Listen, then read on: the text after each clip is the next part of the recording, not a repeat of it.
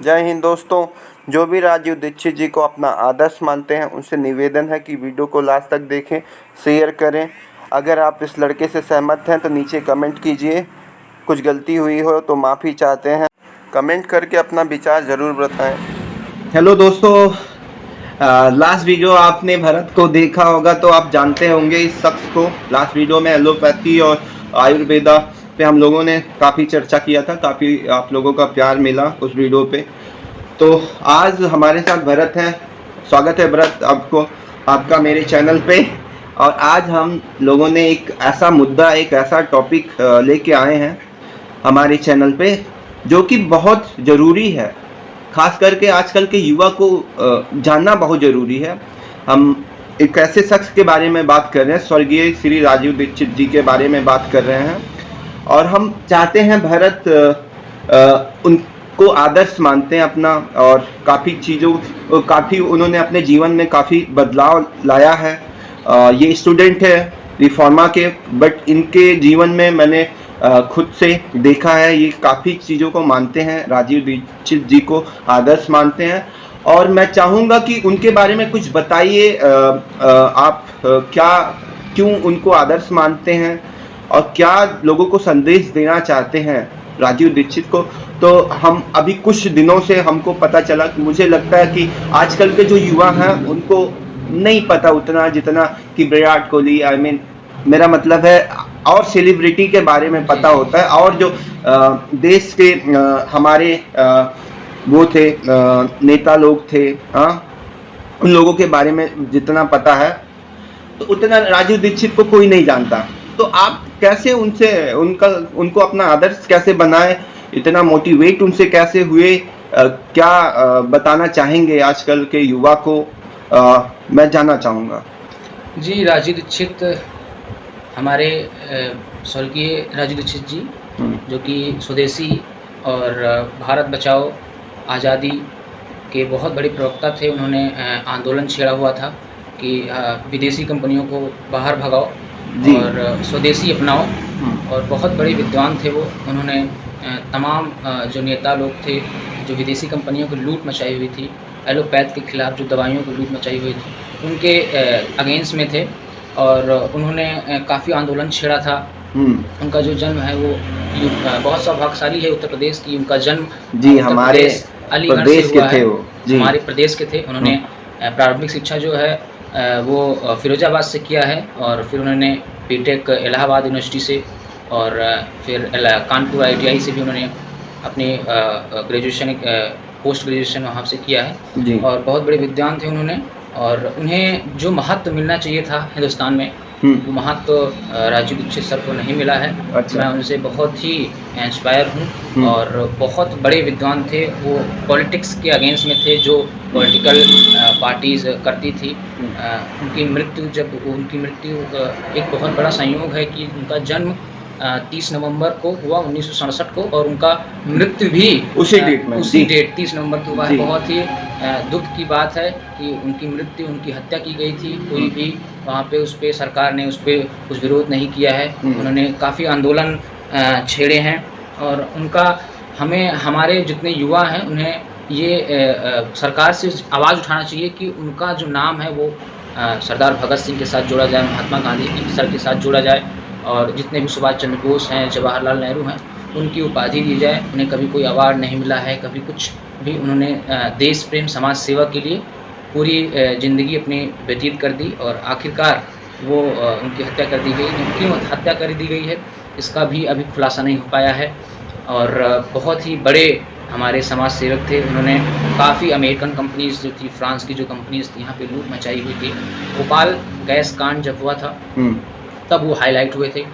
तब उन्होंने एक आंदोलन प्रकट किया, सबके साथ मैदान में उतरे, ग्राउंड पे उतरे। उन्होंने उस अमेरिकन कंपनी का विरोध किया, और उसे वहाँ से हिंदुस्तान से उसे वहाँ से खदेड़ा, और भारत को उसकी लूट से बचाया है। और काफ़ी चीज़ें हैं इंटरनेट पे उनके बारे में, आप देख सकते हैं। बहुत ही नेक दिल इंसान थे, और उन्होंने काफ़ी चीज़ें हमारे बारे में बताई हुई हैं। वो आज़ादी बचाओ के प्रवक्ता थे, स्वाभिमान आंदोलन के सचिव भी थे, और उनकी आयुर्वेद में भी उनका काफ़ी योगदान रहा है। हाँ। और उन्होंने काफ़ी यूट्यूब पे हमारी वीडियोज़ राजू दीक्षित के बारे में हैं। कोई भी समस्या हो, कोई भी बीमारी हो, आयुर्वेद के बहुत ही प्रिय थे वो, बाबा रामदेव जी के बहुत प्रिय थे। उनके साथ काफ़ी उन्होंने भारत के बारे में बताया है, भारत के सेना के बारे में बताया उनके है। साथ तो थे, लेकिन बहुत उनके जो प्रेमी हैं, जो आप जैसे जो उनको आदर्श मानते हैं, बहुत लोगों कोई खुल के नहीं आता, बट काफ़ी लोगों ने ये भी बोला है कि उनका संबंध जो है लास्ट में जब उनकी मृत्यु हुई थी रामदेव जी के साथ सही नहीं चल रहा था। इस बारे में आपका क्या जानकारी है आपको? जी, ऐसा कुछ भी नहीं था। ये पॉलिटिकल एक वेलफेयर रहता है। एक कोई भी आके हाईलाइट होना चाहता है कि राजू दीक्षित के बारे में हम ये सब चीज़ें बता देंगे तो हम हाईलाइट हो जाएंगे। रामदेव जी के बारे में उनके कुछ संबंध जो थे वो बहुत खटास थी, ऐसा कुछ नहीं था। और उन्होंने बहुत ही सौभाग्य है कि बाबा रामदेव जी ने पतंजलि, दिव्य जैसी कंपनियां लॉन्च की, स्वदेशी कंपनियां। आज आपको पता नहीं होगा कि पतंजलि विदेशों में भी अपने प्रोडक्ट बेच रही है, आयुर्वेद के सामान बेच रही है। ओमान हो गया, सऊदी अरबिया हो गया और सिंगापुर जैसे कंट्रीज़ में भी पतंजलि प्रोडक्ट बिक रहे हैं। आपको पता नहीं, आप लोग उसको देखिए। और एक बहुत इंटरनेशनल कंपनी हो चुकी है पतंजलि, उसका हम सपोर्ट करें क्योंकि एक स्वदेशी कंपनी है। यहीं आयुर्वेद को सपोर्ट करना बहुत ज़रूरी है, बट कंपनियां जो फ़ायदे के लिए और पैसा कमाने के लिए करती हैं उनका विरोध करना बहुत ज़रूरी है।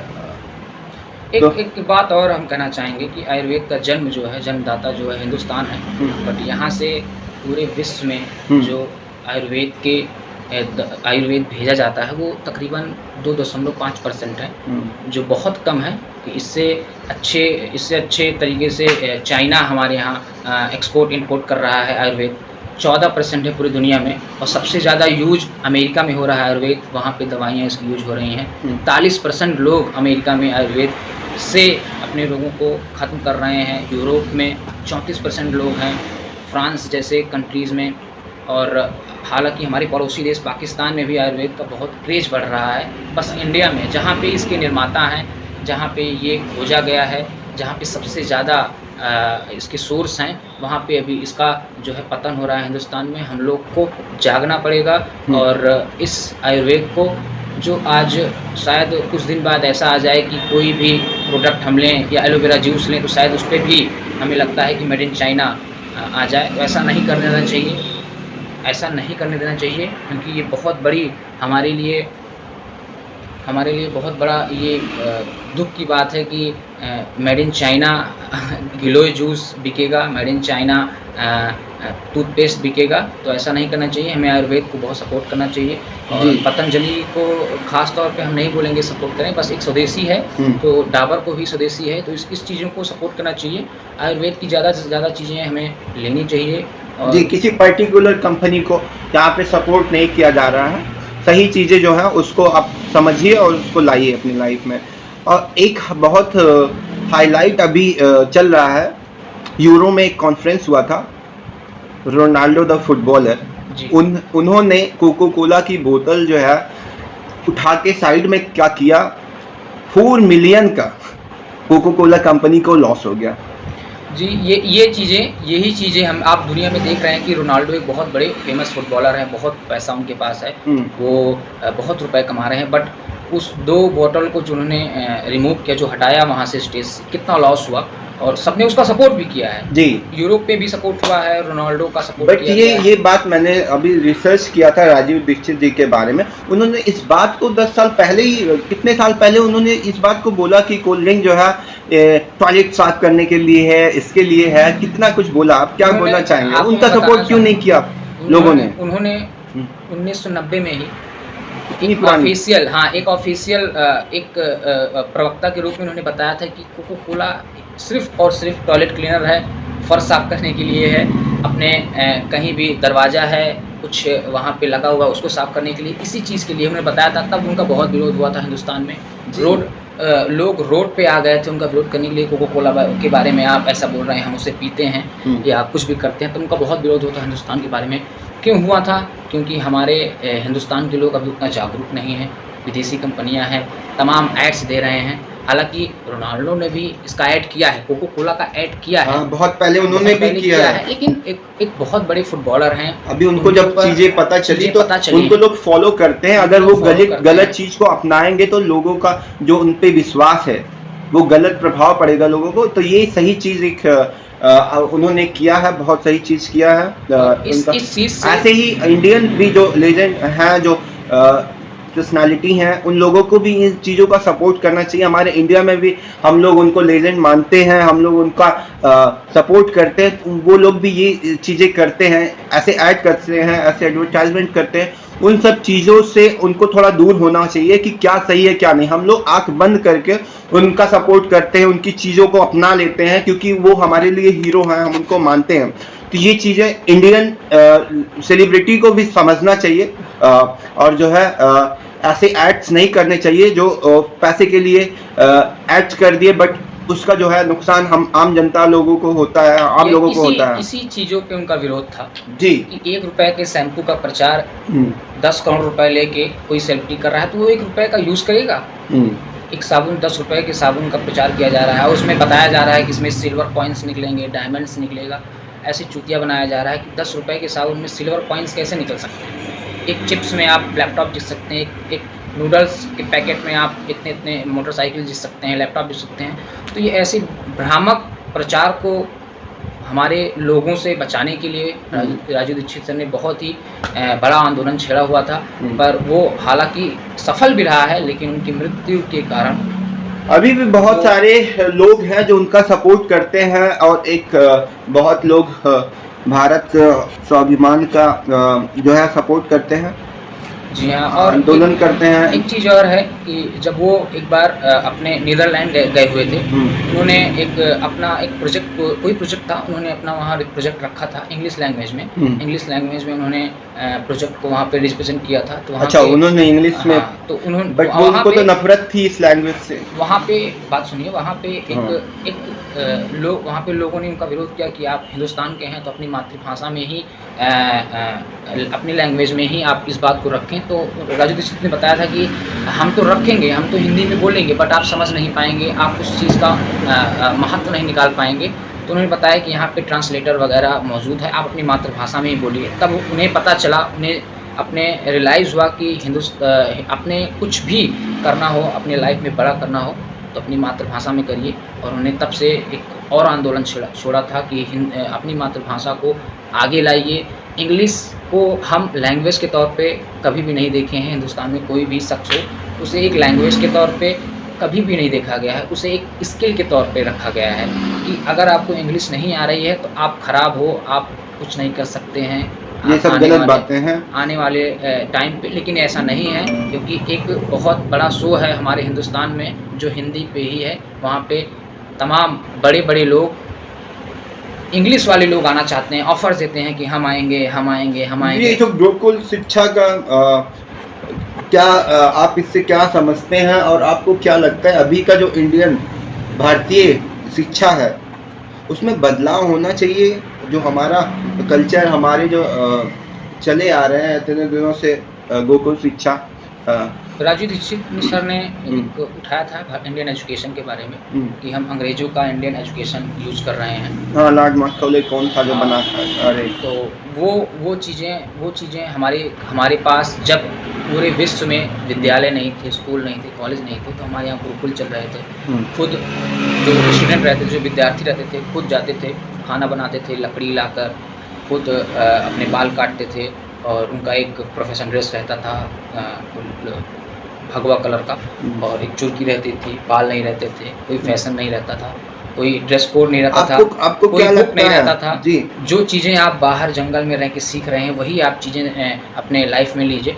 बट अब जो एजुकेशन आ गई हैं, ट्रेडिशनल आ गया है, लैपटॉप से टाइम में भी कुछ लोग हैं इस चीज़ का विरोध करते हैं इंडियन एजुकेशन का। वो फिर से चाहते हैं कि गुरुकुल शिक्षा जो है गुरुकुल वो आए। तो आपको क्या लगता है इस 21st सेंचुरी में ऐसा पॉसिबल ऐसा हो सकता है? सरकार ने अभी सरकार को ऐसा करना चाहिए, उनको जो गुरुकुल शिक्षा प्रणाली है उसे लागू करना चाहिए। हमारे जो प्रारंभिक शिक्षा है उस पर उनको गीता का पाठ कराना चाहिए, रामचरित पाठ कराना चाहिए और रामायण के बारे में बताना चाहिए।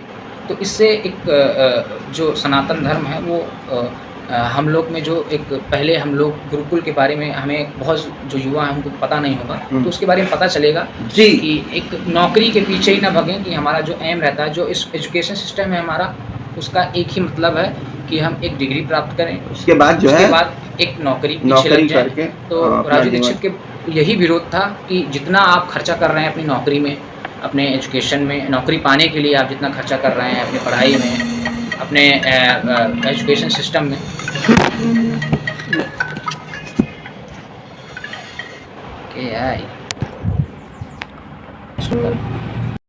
जी, एजुकेशन सिस्टम जो है वो अगर पॉसिबल हो सकता है तो ज़रूर हमको अपना पुराना जो हमारा कल्चर है उसको अपनाना बहुत ज़रूरी है, क्योंकि बहुत तेज़ी से वेस्टर्न कल्चर हमारे देश में हावी हो रहा है। लोग उसी को लेके आ रहे हैं, अपना रहे हैं और इसको भूल जा रहे हैं। तो अगर ये गुरुकुल शिक्षा पे सरकार थोड़ा सा जी हाँ, सरकार जो है कुछ जो अभी चेंज की है एजुकेशन सिस्टम में, कुछ लाए, जो उसमें- नया एजुकेशन सिस्टम है उसमें उसमें- बदलाव में ये चीज़ों को बहुत ज़रूरी है कि लेके आए। और इसमें एक बदलाव और करना चाहिए कि जो हमारे धर्म के अगेंस्ट में जो चीज़ें हमारी हो रही हैं उसको ख़त्म करना चाहिए।